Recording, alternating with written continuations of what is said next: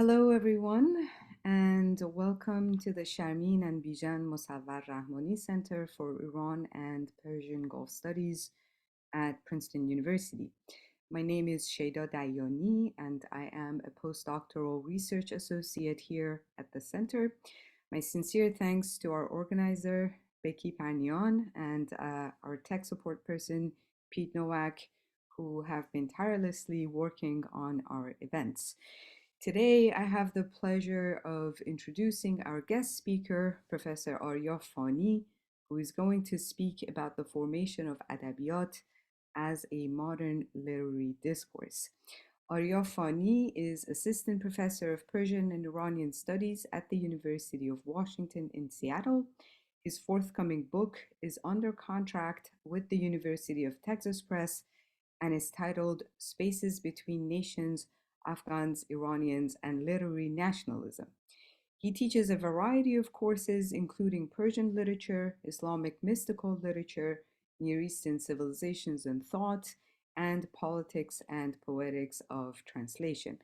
Aria serves as the current deputy editor of the Journal of Iranian Studies and as the co-director of the Translation Studies Hub at the UW. In addition to teaching and research, he engages in social advocacy for non-citizen Americans, particularly asylum seekers from Central America. Aria, thank you very much for accepting our invitation today. As it has been the format of our talks, we are going to begin with your presentation, and that will take about 30 to 40 minutes usually, and then we will move to the Q&A.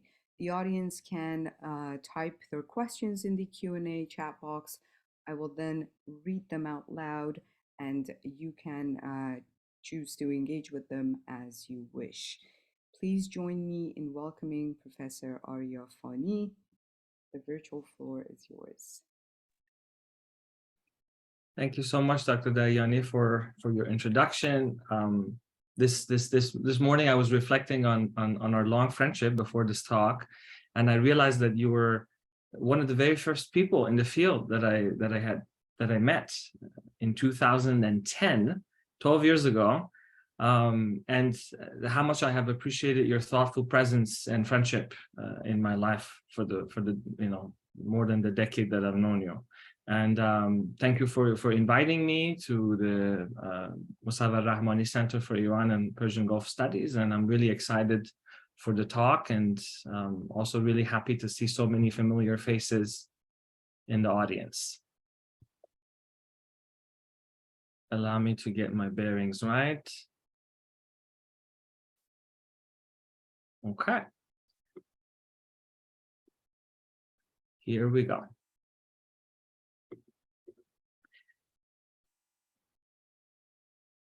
At an assembly of the League of Nations in 1928 in Lugano, Switzerland, a foreign diplomat asked Muhammad Ali Foroughi which nation he was representing.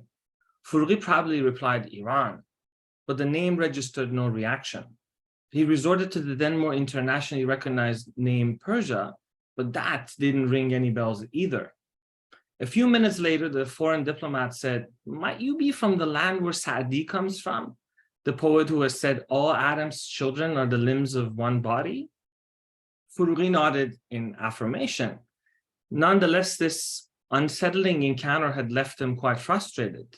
He later recounted the story to his colleague Habib Yaghmai, the editor-in-chief of Yaghma, telling him he knew Sadi, yet he didn't know Iran. Foroughi's main concern here was that the poem did not automatically invoke Iran or Persia as a geopolitical entity. In 1938, a decade later, Foroughi wrote an article in Ta'lim wa Adabiyat, a periodical of the Ministry of Education, in which he outlined his vision for celebrating Sadi's 700th birth year. He framed Sadi's work as a pillar of Iran's cultural identity and made a case for how his literary legacy had to be enshrined as part of a national patrimony.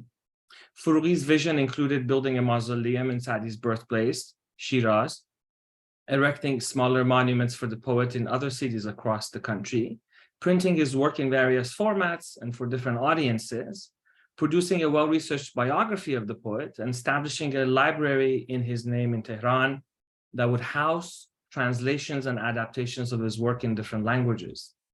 Foroughi devoted much of his career to place Iran within a global assemblage of nations, each in possession of a singular and distinctive literary tradition. This talk is concerned with how this discourse, called Adabiyat, took form in the early 20th century. My forthcoming book, titled Spaces Between Nations, traces the emergence of literature as a modern concept in Afghanistan and Iran, two neighboring countries that set out to create a national culture simultaneously and interactively. In the late 19th century, the term Adabiyat, which 3 decades later accrued the modern meaning of literature, was a malleable and context-dependent notion, strictly linked with adab as proper aesthetic and ethical form, as recently formulated by our colleague Manakia. By the mid-20th century, Persian language intellectuals had brought Adabiyat into close alignment with the European notion of literature, a corpus of prized writings that embodies the national character and civilizational achievements of a unitary people, enshrined through socially pervasive and culturally authoritative institutions. Now, if you just enter the virtual room, these are not my ideas, I'm just a messenger. The word close here performs a crucial function, as Adabiyat is not a rearticulation of a borrowed and static category of knowledge. That is why Adabiyat and many other modern categories defy clear-cut and self-evident translations. This conceptual realignment marked a monumental cultural and political undertaking, particularly if one considers the fact that the language in question was, and still remains, distinctly transregional and international. Throughout its history, beginning in the 9th century, centers of new Persian literary production have constantly shifted. As such, one cannot claim that the language has had a natural homeland or proper place to which it's belonged. Persian only accrued more origins and homelands as it came into contact with other linguistic and cultural zones such as Arabic, Sanskrit, Turkic, and many others. Its literary genres, aesthetic norms, textual practices, and modes of sociability were not native to any people. As such, the conceptual realignment of Adabiyat was marked from the outset by irresolvable contradictions.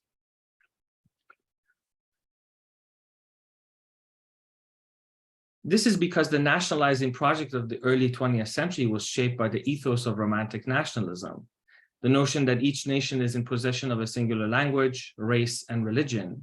It held that intellectuals had direct access to the past, and modern methods enabled them to make sense of texts and objects, both synchronically and diachronically. The idea of native readers or speakers who inherit their national patrimony and enjoy an unmediated access to its riches is a byproduct of this modern discourse. Adabiyat derives from adab, a discourse of proper social and aesthetic form. The ethos of adab was based on the acquisition of ethics and aesthetics, though its main subject was often male, Muslim, and property owning. Counterposed to this ethos is the modern concept of adabiyat, built on the assumption of nativeness, on being as opposed to becoming.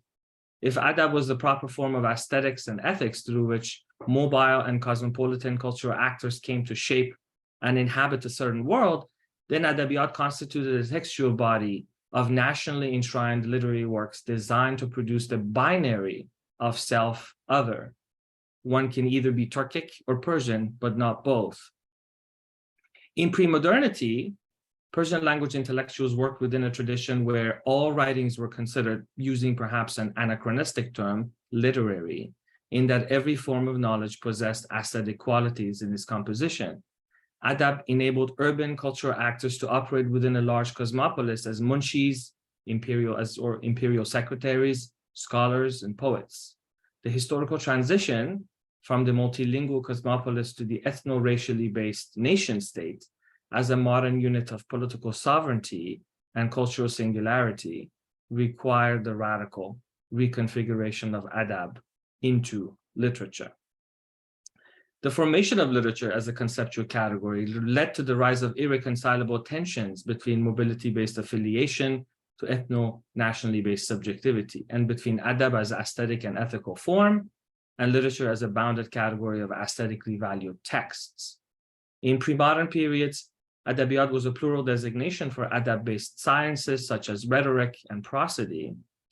It accrued its modern meaning in the course of half a century, becoming significantly narrowed down in the process, acting as a singular and totalizing designation for the European notion of literature. As chapter 1 in the book argues, adab endures in the age of modern nationalism, though it suffers a partition, whereby it lends adabiyat its aesthetic, but not its ethical form. While this study focuses on the formation of adabiyat as a conceptual category, Persian as a linguistic category must not be taken as stable or fixed. Integral features that constitute the language, orthography, phonology, grammar, writing conventions, were still in flux in the late 19th and early 20th centuries. With the rise of new technologies such as radio, television, and print, modern intellectuals set out to regulate, narrow down, and stabilize these features. Now, in my remaining time, I will delve into one specific example where the conceptual realignment between adabiyat as a plural designation of adab-based sciences and adabiyat as a singular expression of a nation's literary tradition is evident. Early 20th century periodicals constitute a major site within which adabiyat took shape. The literary columns of Siraj al-Akhbar Afghaniye, the Torch of Afghan News, 1911 to 1918, edited by the prominent intellectual Mahmoud Tarzi, represent one of the earliest efforts to imbue adabiyat with the national imaginary in Afghanistan. The first issue of Siraj, printed on October 9th, 1911, featured a column titled Adabiyat. It was written by the Afghan poet and scholar Maulavi Abdul Rauf Kandahari, poet, scholar, and chancellor of Kabul's Madrasa Shahi, the country's most prestigious seminary. An editorial note mentioned that Abdul Rauf contributed the article per Tarzi's request, having appeared word for word in the newspaper. He opened his article with a rhyming line, Adabiyat chistand o az che bahs miranand? What are adabiyat and what topics do they discuss? Abdul Rauf argued that adabiyat or ulum adabiyye, literary sciences, consisted of one component of a madrasa education that also included the study of the Arabic language, morphology, syntax, and the Quran. Essentially, Abdul Rauf invoked adabiyat in a similar vein to Muhammad ibn Amuli's 14th century text Nafa'is al-Funun fil Ara'is al-Uyun as a plural designation for a constellation of adab-derived sciences such as aruz and balaghat. Abdul Rauf wrote, according to news and newspaper writers of our time, from Asia, Africa, the Levant, and other regions, particularly writers of Egypt, all sciences have been classified into three groups: literary, political, and economic, end quote. Abdul Rauf here is displaying critical awareness of the fact that writing in Siraj meant contributing to a radical shift from older madrasa to modern periodical sites of power, learning, and cultural production. Then he defined adabiyat as a capacious and most inclusive ba wus'at va shamil tarin category, encompassing all sciences that humans intellectually engage with. Abdul Rauf's astonishingly expansive definition of adabiyat included such wide-ranging fields of knowledge as Sufism, ethics, Greek philosophy, Islamic jurisprudence, mathematics, chemistry, and sciences that undergird modern industries, quote, based on which the people of Europe have surpassed the people of Islam, end quote. This definition was much closer to one of adab's valences as general knowledge than it was to Mahmoud Tarzi's more differentiated use of adabiyat, which was based on the novel as a model of literariness. After aligning adabiyat with all accumulated human knowledge, Abdul Rauf reminded his readers that the terms adab and adabiyat have a distinct genealogy in Persian, one that is rooted in norms that govern sociability in different contexts like royal assembly, adab majlis salatin, socializing with nobles, adab ma'ishat ba kalanan, and coexisting with subordinates, zistan ba zir dastan. These norms should be familiar to the majority of the world's cultured people, he wrote.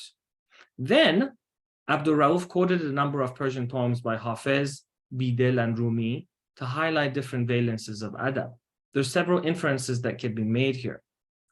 This column shows that the semantic boundaries of adabiyat in the early 20th century were far from settled. In fact, there existed multiple discursive scenarios and semantic possibilities through which adabiyat could have taken on different meanings. It is also noteworthy that at the time when Tarzi was invested in reinscribing adabiyat into a singular designation for a nationally identified canon of literary works, he solicited an article that presented a radically different vision, and significantly, one that was not nationally oriented at all. Right below Abdur Rauf's column, there appeared a brief essay titled Yadavari, Memorandum, on the genre of the novel. This essay gave a more representative indication of Siraj's model of literariness than Abdur Rauf's conceptualization of adabiyat, which was based more on adab and less on the European idea of literature. And when I invoke the European idea of literature, it's important to remember that itself, this was not a static or fixed understanding, that in the 19th century, that European idea had shifted from polite learning to a more canon or a more differentiated meaning. In it, Mahmoud Tarzi set out to define the novel, starting with a universalist statement on humans' disposition toward listening to and telling stories, afsane guyi va afsane shnavi. But in more recent times, Tarzi reminded readers, everything has assumed a new style or tarz, including storytelling which bears no resemblance to older forms of storytelling. Then, he stated that today's stories are called roman in France, and the Ottoman lands and novel in England and India. Tarzi identified novels as among the most valuable literary creations for the novelist, quote, truly deploys the full power of his pen in the depiction of imagination, end quote. He then announced that Siraj would serialize a French language novel translated into Persian from Turkish by Tarzi himself, in order to both educate readers on the form of the novel and inform them on the, quote, wonders and marvels of civilized European countries.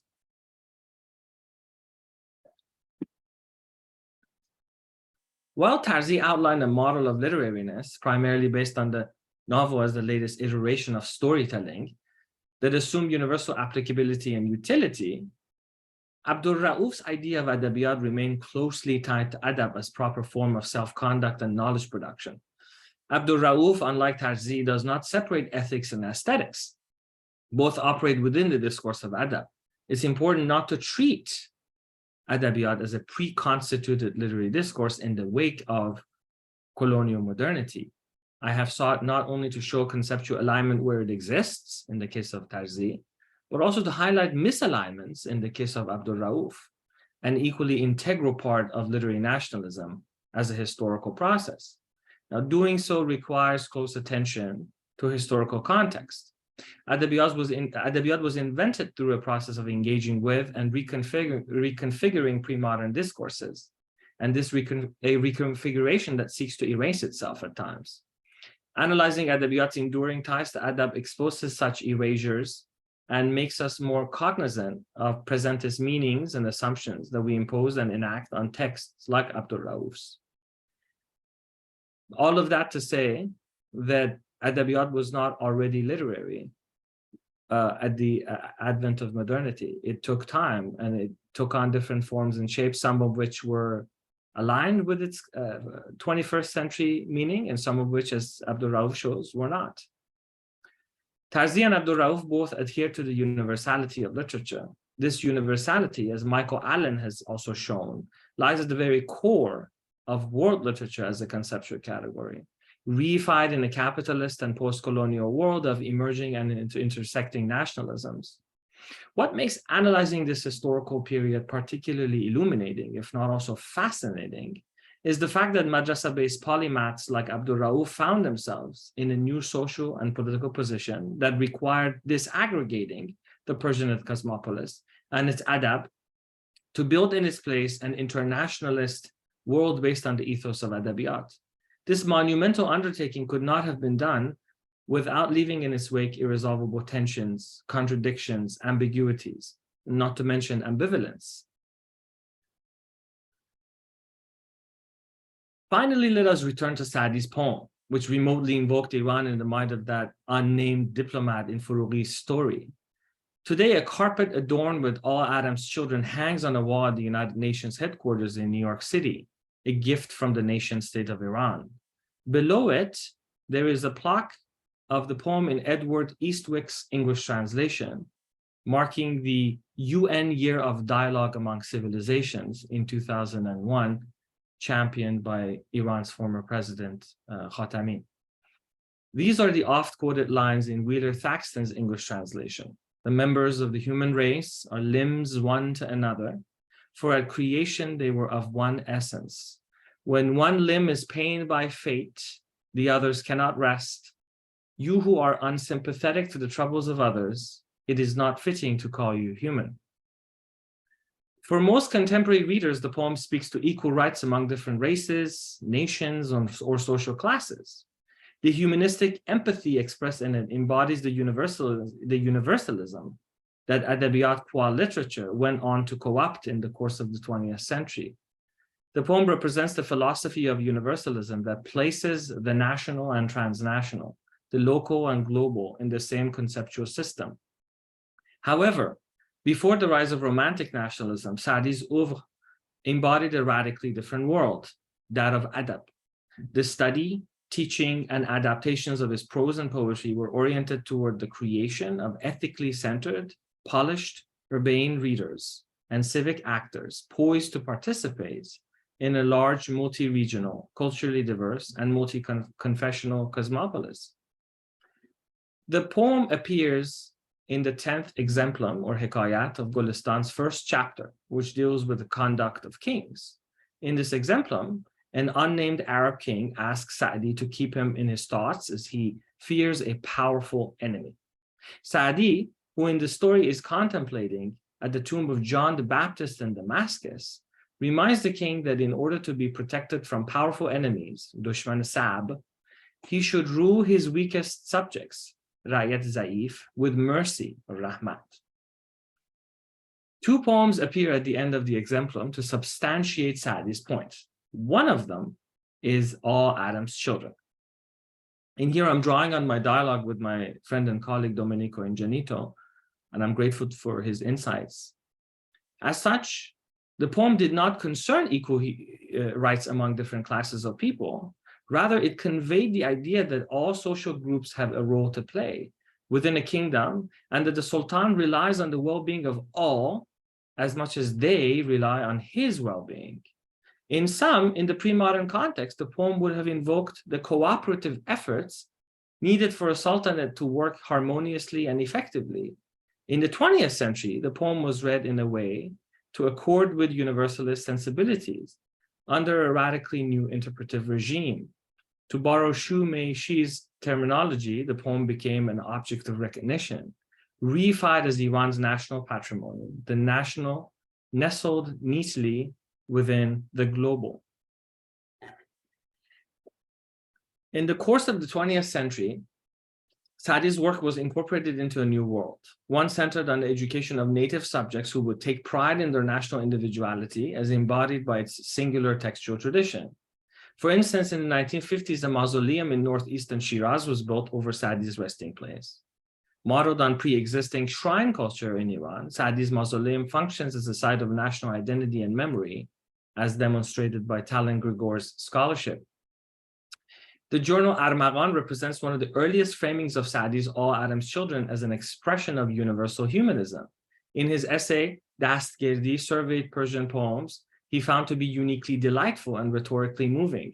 He dubbed Sadi's Gulistan and Bustan as the Persian Quran, and argued that the work of Sadi and Nizami of Ganja has become so internationally popular that it has, quote, collapsed all borders, end quote. The essay ended with the oft-cited poem as the, quote, expression of Sadi's heart, end quote. In the shadow of world literature, Michael Allen writes, defining what literature is becomes inseparable from how it comes to matter. and how it comes to matter turns critically on the institutions that come to frame how we read, end quote. And it is not a coincidence that Sadi's iconic poem was reframed in the pages of a journal. For a more recent example of reading Sadi's poem as an example of humanism, you could look at Abbas Milani and Maryam Mirzazade's recent hagiographical work on Sadi. What do we stand to lose when we frame the formation of literature as the automatic outcome of translation or modular nationalism, the type of nationalism that is centered in the West and diffuses to the periphery? The intellectuals involved in the cultural undertaking would be largely stripped of their cultural agency, what would be bound to overlook all the ambiguities, inventiveness, and ambivalence that went into the making of modern discourse of literature. Such a framework would not register the anxieties and fears that many early 20th century madrasa-educated adibs felt, and the resourceful acts of retraining and rethinking that it took for them to remain professionally relevant in a world of emerging nationalism. More importantly, such a passive formulation would present literature as more stable and fixed than it is, precisely because it glosses over the subtle ambiguity that still lingers in Adabiyat as a conceptual category. It would flatten diverse attitudes that existed towards colonial modernity in general and literary nationalism in particular in favor of creating a singular teleological discourse. Finally, a historical account would be unlikely to emerge, obscuring different social processes involved in the creation of this imaginative cultural transformation. This talk framed the making of Adabiyat not as an import or translation, but rather as a conceptual alignment. This framing would allow us to shift our analytical emphasis from Adabiyat as the certain outcome of a historical process to literature as a series of malleable conceptual iterations produced during a politically fraught period at the intersection of European cultural models and the Perso-Arabic literary tradition. Adab and Adabiyat negotiate their distinction today on a set of lingering tensions, whose genesis was the late 19th century. The tension between the ecumenical cosmopolis and territorial nationalism, between mobility-based affiliation to ethno-nationally based subjectivity, between rhetorical skills or balagha designed to enable knowledge production and literary history meant for national education and public consumption, between Adabiyat as a constellation of ulum and Adabiyat as a single appellation for a modern discipline, or if you rather, between humanistic inquiry and the humanities, between ethical reading and representational or symbolic reading, and ultimately, the tension between becoming and being. Put briefly, Adabiyat operates as a power-knowledge relationship predicated on mutual exclusivity. Have these tensions been resolved in the 21st century? If so, where have they gone? More than 100 years ago, Persian language intellectuals like Furughi and Tarzi and Abdul Rauf, be they in Kabul or Tehran, turned to their shared Persian adab as a way of creating a new cultural paradigm. They drew on its different valences and designed them in a way to perform a radically new labor in the world, the making of national and modern selves. In that sense, Adabiyat for them was at once a European notion and one of the faces of adab. Today, the continued existence of adab is imperative for Adabiyat to function as a discourse concerned, if not obsessed, with timeless historical identity. In other words, the operation of Adabiyat as a discourse depends on the lingering tensions described earlier. After all, nationalizing a trans-regional literary tradition without producing irresolvable tensions would be unimaginable. Thank you.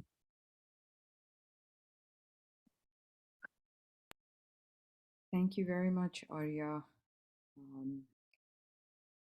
As I mentioned earlier, you can type your questions in the Q&A button, but before we get any of those questions, I'd like you to highlight on one of the points that you mentioned, and that is the transition of adab and adabiyat as something that would help the Afghanization of different tribes and ethnicities in the sense that anyone who is from Afghanistan is an Afghan, to something with a more nuanced, if you may, definition that includes from literary texts to sciences and modern industry as it was portrayed by Abdul Rauf and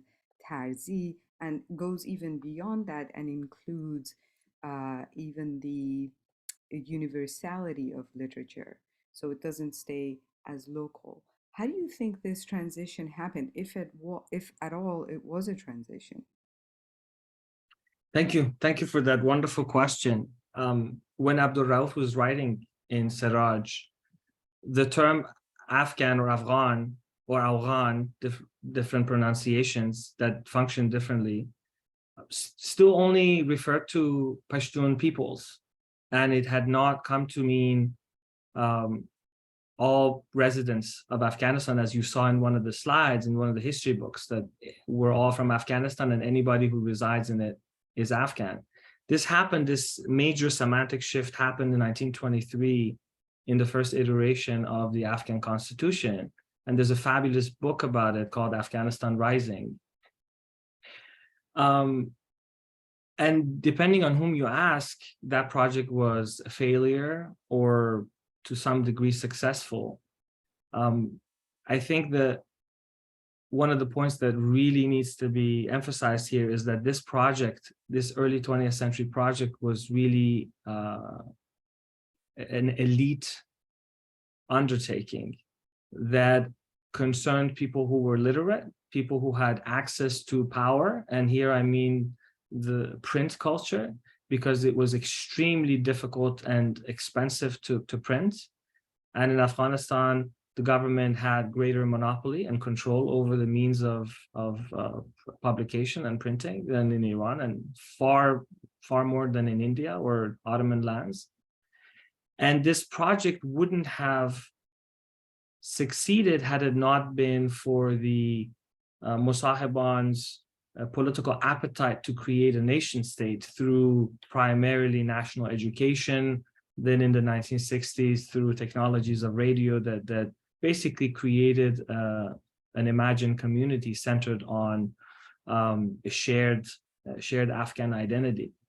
And I think that one of the reasons why ethnic tensions in Afghanistan are still a major talking point in the 21st century is because this project was problematic from the beginning, that it did not take into account the plurality of languages and traditions in Afghanistan. For one, Afghanistan's neighbors thought that Pashto was that oral tradition, that performative oral tradition that the nation state needed alongside its major written tradition.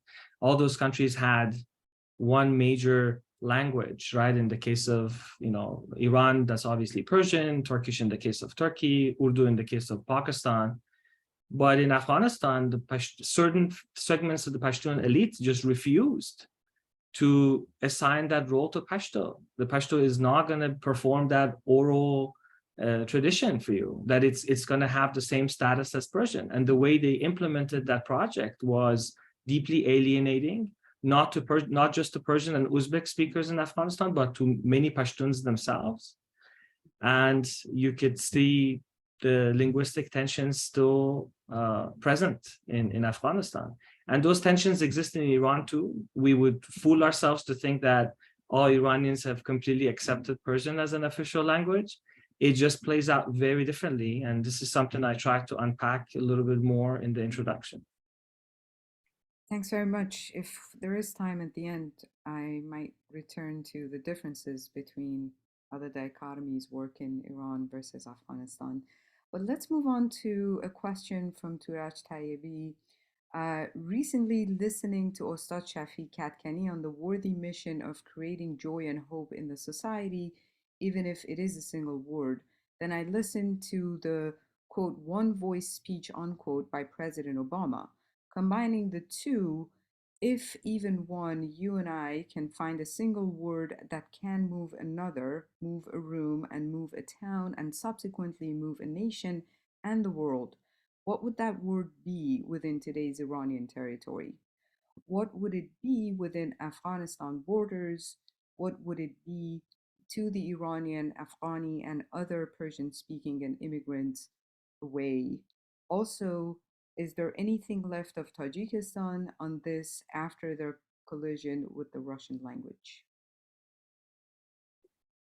I'll begin with the second question because that I can speak to a little bit more.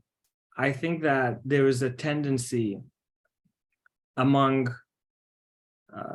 Iranian scholars and Iran-centric scholars that because in Iran, the Pahlavi project of centering Persian as the only national language succeeded so well on the back of brutal suppression of languages like Azeri and Sorani Kurdish and Arabic and many others, that when we look at Persian in Afghanistan or Persian in Tajikistan, because there is a different type of interplay with other languages like Russian have a certain official status.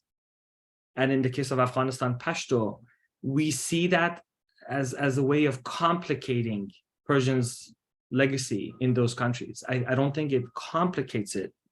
I think it enriches, in many cases, Persian's legacy in Tajikistan. So I think it would not be fair to assume that after the Sovietization of Tajikistan, somehow Persian literature was weakened or that it disappeared. You know, our good colleague Sam Hutchkin is writing a book about it, and there's many articles that he's written that really outline the cultural terrain in which Tajik operates alongside languages like Uzbek and Russian. And so I don't think it's fair to assume that when you have a bilingual, multilingual society, then the kind of cultural hegemony of Persian should be seen as threatened or complicated. I think these are anxieties that we have cultivated as a result of growing up in an environment, in an educational system that instills, cultural anxiety, in anxieties of cultural singularity in all of us. With respect to the first part of your question, which is so appropriate for the current moment, and it's so wonderful, I don't know. I don't know what that one word would be. For me, that word would be democracy, because lack of democratic governance is a threat to human and non-human life on the planet, on our warming planet. And I think that that's what millions of Iranians today are fighting for democratic governance, that this system has utterly and catastrophically failed to create at every single turn. Thank you, Aria. The next question is from our colleague at the center, Dr. Bita Baghoulizadeh, who's writing, Dr. Fani, this was such an illuminating talk. Thank you so much for joining us today. I was really taken by your opening vignette about the land of Sadi and your later explanation of Sadi's Bani Adam and its pre-modern, modern interpretations. I have always found it to be funny that someone like Foroughi would have advocated for an Iranian nationalism built on such a universalist poem. But your pre-modern interpretation about the health of the poem and health of the Sultan is compelling, and the parallel between the health of the Sultan and the health of the nation makes a lot of sense in its usage of the poem towards nationalism. Is it fair to say that someone like Foroughi would have had that understanding of the poem, even if it was not the primary interpretation in the 1920s and 30s? It's good to see you, Dr. Baghoulizadeh. Thank you so much for coming and for your wonderful reflection and question. That's a question I asked myself too. Would Foroughi or perhaps even his father, Muhammad Hussein Furughi, who was more active in the 19th century, how would he have interpreted that famous poem? You know, the landscape that Adabiyat emerged from was one of mass literacy, was one of print culture, was one of the nation states taking control over the task of education, which was previously deeply idiosyncratic through the madrasa system, dependent on the endowments, and the curricula would have differed significantly. And so in that changing landscape, of course, there was a need for that discourse. And with a new discourse, a new interpretive regime. And to me, what is so fascinating about that poem is that it is uttered in the League of Nations, you know, which was such a good example of the deeply unequal power dynamics on the international scene, perhaps even more cartoonishly visible than its successor, the United Nations. And this type of universalism that ultimately is itself very rooted in local sites of knowledge, and it's mediated by you know, local intellectuals and their understanding of their past, is again representative of a deeply aspirational future that isn't here. And again, the institution of the League of Nations, which of course falls apart, mirrors that, the gulf between the actual realities and the aspirational future that it was trying to bring into existence, right? And what I'm also curious about, Bita, is how are we going to read this poem 50 years from now? Because I don't think this type of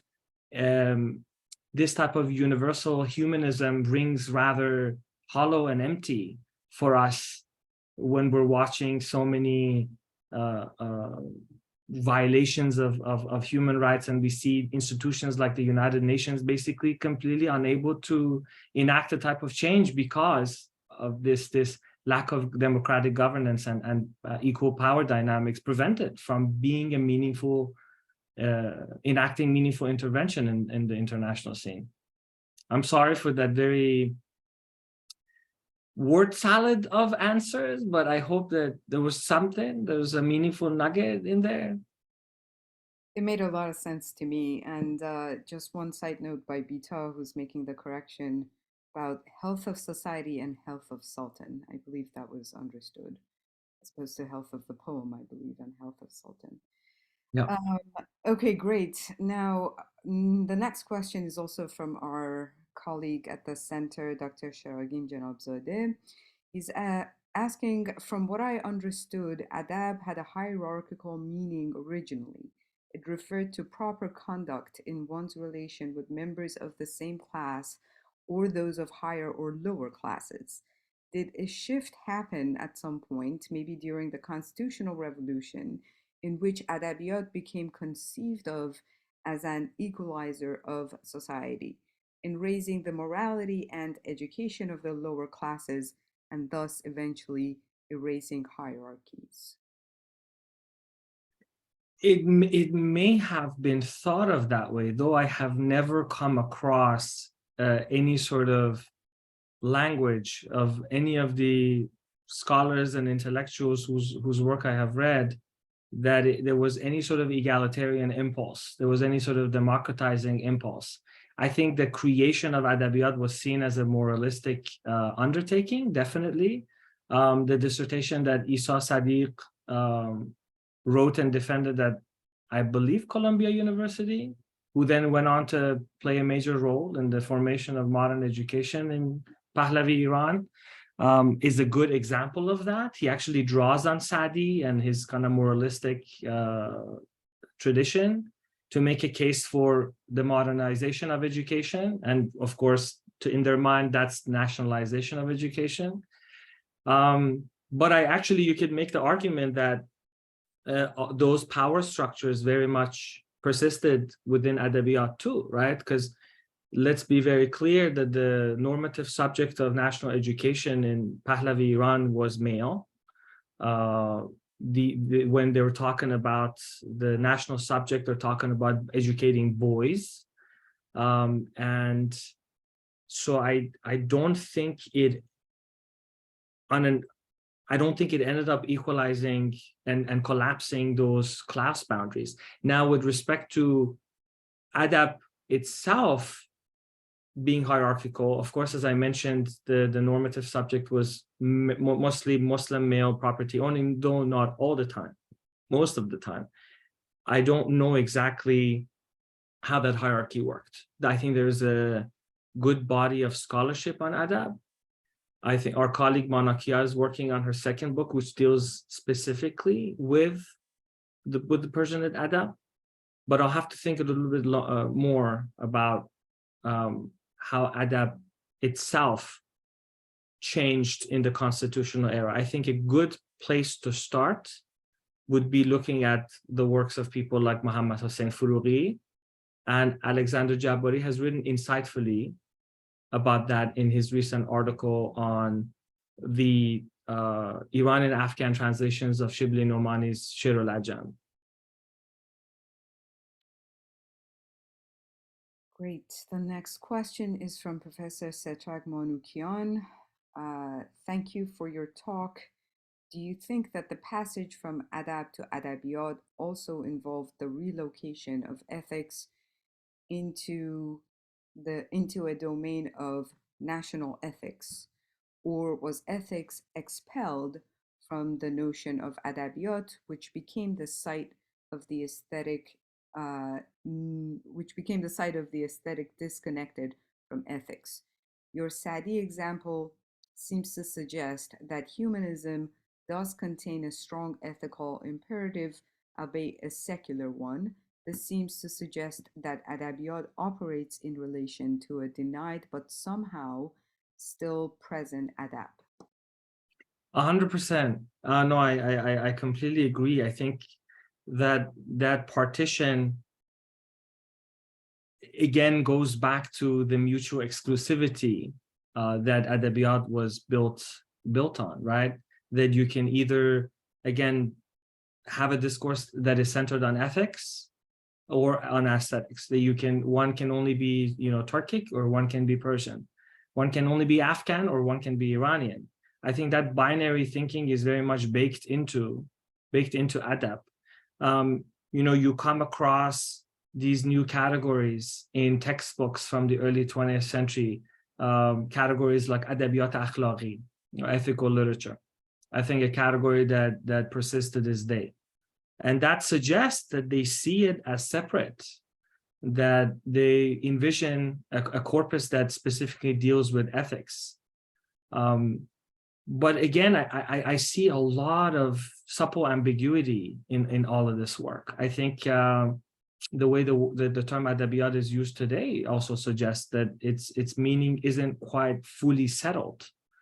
Sometimes it's invoked as usage of vocabulary, or along with kind of tone. Adabiyat Reis Jumhur, for instance.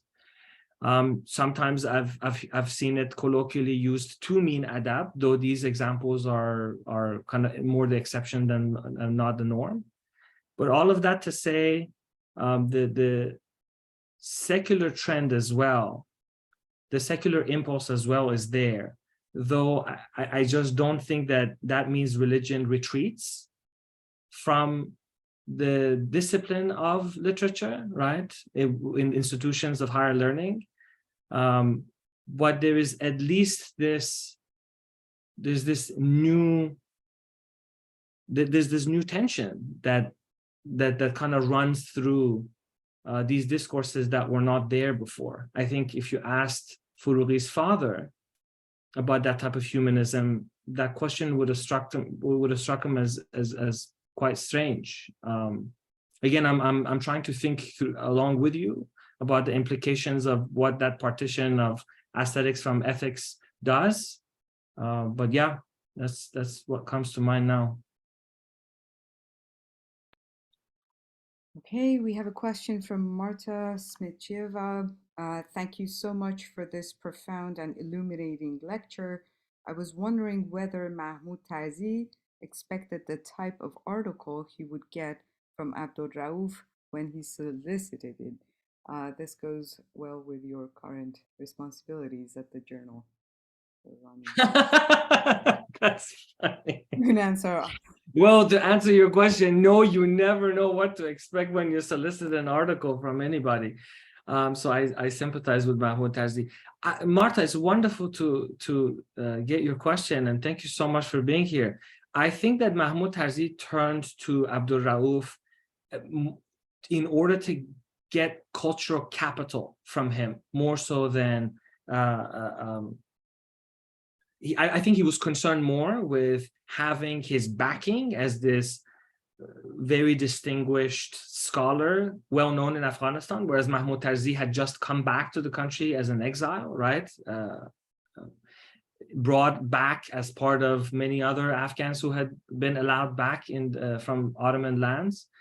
And this is also a point that Nushin Arbabzadeh in Afghanistan in Ink mentions before I even do. So I don't think he was that concerned about what Abdul Rauf was going to write. And what is interesting, and I didn't mention this in the talk, is that when Abdul Rauf says, I'm going to give you these poems by Rumi and Hafez, where adab and adabiyat appear in them, the word adabiyat doesn't appear in any of them, obviously. It's the word adab that appears in all of them. And so it's basically Abdul Rauf saying to Afghanistan's elite that, look, this young man is here and he's doing something radical and he's doing something interesting, and I think it's worth of our attention, is worthy of our attention. And I think in that way, that served Mahmoud Tarzi's purpose quite well.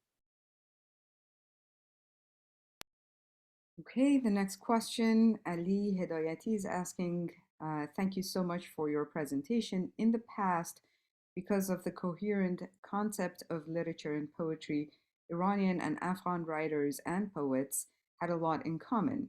Do these commonalities still exist today? If your answer is yes, can you give an example of it? That's a great question that actually I try to answer in chapter 2. And that is, I think the field at large has assumed, and problematically and falsely so, that because of the advent of nationalism and because Afghanistan, Iran, and Tajikistan constitute 3 different nation states, then Persian literature must be dealt with as under a national rubric, that they're somehow different. And you could see this in a lot of edited volumes where you have different sections on Dari literature and Tajik literature completely separate from Iran. Now, the nation state created new realities. And so any scholarly discussion of Persian literature in the 20th century needs to take into account the presence of the nation state. We can't do away with it, right? As a unit of analysis. However, for that to be the only unit of analysis is deeply problematic, because the dialogues between these countries persisted and were only intensified as a result of the emergence of nationalism. For instance, when the University of Tehran is established in 1935, that becomes yet another bridge between Iran and Afghanistan. Afghan students go and study in Iran. In fact, the first non-Iranian PhD to emerge out of the Faculty of Letters at the University of Tehran was an Afghan, Dr. Jaweed. And vice versa. Many Iranians went to lecture at the University of Kabul and study at the University of Kabul. Many Soviets did, many Americans did. And so I think these dialogues have been intensified. So yes, there's a lot of commonalities in modern poetry, in modern fiction, but I also must painfully admit that it's also, there's a one-way traffic. Most Afghans read with great enthusiasm what is published in Iran. Very few Iranians read what is published in Afghanistan. I think a bookish literary Afghan can definitely tell you a lot about Farrukhzad and Hidayat and Jamalzadeh and Golshiri, but that's not the expectation I have come to have for literary Iranians who could name more than 1-2 Afghan writers. And usually those 1-2 Afghan writers reside within Iran and not in Afghanistan. Thank you, Aria. The next question is from Professor Qamari Tabrizi. Before I read the question itself, I noticed how it is similar to something you are suggesting in your book manuscript. And in the book manuscript, you discuss the ways in which Iran and Afghanistan simultaneously and interactively worked to nationalize their literature, and how that can help us better understand the cases of other bordering nations that are heirs to a shared literary traditions. For instance, the case of United States and Canada, Germany and Austria, Peru and Chile, and others. Now, the question from Dr. Qamari Tabrizi is, first of all, he says, thank you very much for this amazing presentation. But then the question is, how much of what you say about Adabiyat is also true about other European languages? I am mostly thinking about Italian and the famous expression that we have created, Italy time has come to create Italians. Is there a point of comparison there with your take on Afghanistan, and who is an Afghan? Thank you, Professor Qamari Tabrizi, for your thoughtful question. Absolutely. As Shada said, I was thinking at least tangentially about many other neighboring countries. I very early on benefited from this book by Peter Widowson simply called Literature, and he talks about the anxieties that were embedded in the process of making American literature, and the proximity they had with British literature, and how do you produce distinction, simply put. And I also was very curious about the tension between Latin American literature and Spanish literature, and the fact that the Spanish term literatura did not have much of a presence or usage in, say, Miguel de Cervantes's time. That you would have other terms like poesía or el trato, treatise, poetry that had currency at the time, or bellas letras, belles lettres, and the term literature comes to really be intertwined with Spanish history, and a Spanish history that took form, and was cemented in the age of Franco as Spanish being a Catholic, white, Castilian-speaking country. Again, because this project was implemented through Romantic nationalism, it very much marginalized and suppressed other linguistic communities. And that's why you have Catalonia vying for independence. And so in that way, I think there are a lot of parallels out there in the world for how this term. And I asked my Uruguayan tutor recently, I said, when someone says the term Spanish literature, do you see yourself reflected in it? And she said, absolutely not. I see the history of Spain. I see the cultural achievements of Spain in it. I don't think discursively, at least, Latin America is very much represented in it. I said, well, what is a category that you feel that represents you? And she said, Latin American literature. Even though for some of those cases, at least in the case of Uruguay, not in the case of Peru or Paraguay, we're really talking about one language. We're talking about Spanish and not other languages. Please let me know if I didn't answer your question. I took it in a direction that I kind of had some knowledge of, but please let me know and I'll be more than happy to again think along with you. Thank you very much, Aria. I believe this brings us to the end of our session. I don't think there are any more questions anyway. So, and Dr. Qamari says that was great, thank you. So you did answer his question as well. Let me see, there is a question from Alex Jabari that just came. let's go I could through. also reach out to Alex. We talk often. If you have if you have time, we have time. Wonderful. It would be great to. I do. Yes, great, wonderful. Let's go through this question as well, but let's make that the last one because we don't want to keep you too long. Thank you, Arya John, for this wonderful talk. I have a simple question that might be unanswerable. Thinking about how your work has been in conversation with Michael Allen's on adab in Arabic, I wonder why the conceptual realignment you argue takes place in the transition from adab to adabiyat um, required a what is this? I can also read it. It required a neologism in Persian adabiyat, but not in Arabic. It's curious as other genres in Persian, like tarikh, took on new meanings and semantic burdens without changing the terminology. Sorry, my monitor was doing things here. No, no, not at all. Good to see you, Iskandar John. That is a really good question, and he and I have been thinking about it for quite some time. And the reason why it comes up is because I haven't offered any convincing answer. Um, you know, this must be one of those specificities of the Persian case. Why wasn't it the term sokhan that, for instance, could have perhaps served that function? Why not adab, as the case of Arabic, right? I read somewhere, Alex, that Georgi Zaidan offered the term adab as an equivalent for literature, so that the plural term serving as that designation is interesting.